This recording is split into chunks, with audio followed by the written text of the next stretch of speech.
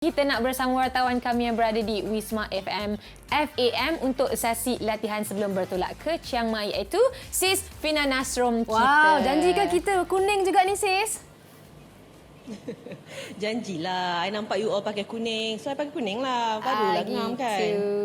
Okey, tadi Fina kita dah dengar sikit lah tentang Azam kan. Dia okey ke tak sebenarnya?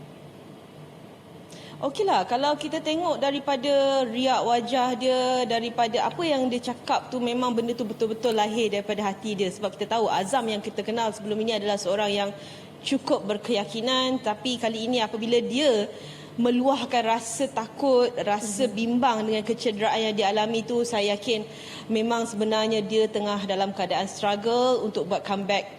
Maksud saya berada pada prestasi beliau sebelum ini. Jadi apa yang boleh dilakukan oleh Azam adalah memecah rasa takut itu, dan mungkin rasa kesakitan itu akan dibantu dengan beberapa ubat yang perlu dimakan oleh beliau sebelum kejohanan berlangsung, dan itulah yang mungkin akan membantu Azam untuk berada pada prestasi terbaik dalam 90 minit perlawanan.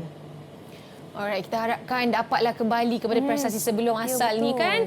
Alright, kita nak tanya juga, tadi Fina sempat jumpa dengan Dominic Tan tak? Dapat apa-apa yang dikongsikan yang best-best nak menarik untuk share dengan kita semua? Okey, Dominic nampaknya dia punya jawapan akan diakhiri dengan apa-apa pun saya akan buat yang terbaik. Apa-apa pun saya akan buat yang terbaik. Jadi saya rasa itulah yang diharapkan oleh Dominic sendiri.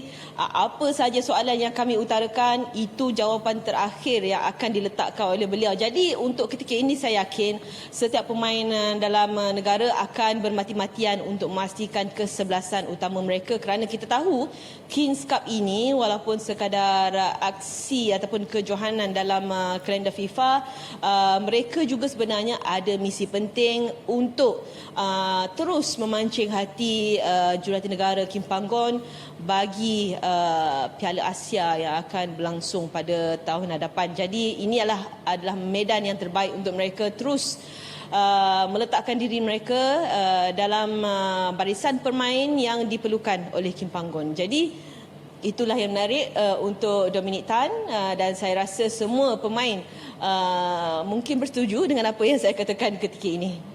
Okey, tapi sekarang ni kan memang story ni pun memang sekarang tengah hangat lah diperkatakan dekat media sosial. Pilihan Safawi Rashid, Dion Kools, Syafiq Ahmad sebagai kapten. Adakah ia adalah pilihan yang tepat? Okey, sebenarnya kalau kita tengok di media sosial banyak pendapat yang diberikan oleh netizen ataupun pencinta bola sepak tanah air kan. Ada yang memberikan persoalan, adakah wajar untuk pemain yang berada di bangku simpanan bukan kesebelasan dalam pasukan ataupun kelab yang mereka wakili layak untuk memegang ataupun berada di posisi selaku kapten pasukan. Mungkin ini adalah salah satu percaturan ataupun merujuk kepada senioriti yang berada di dalam pasukan.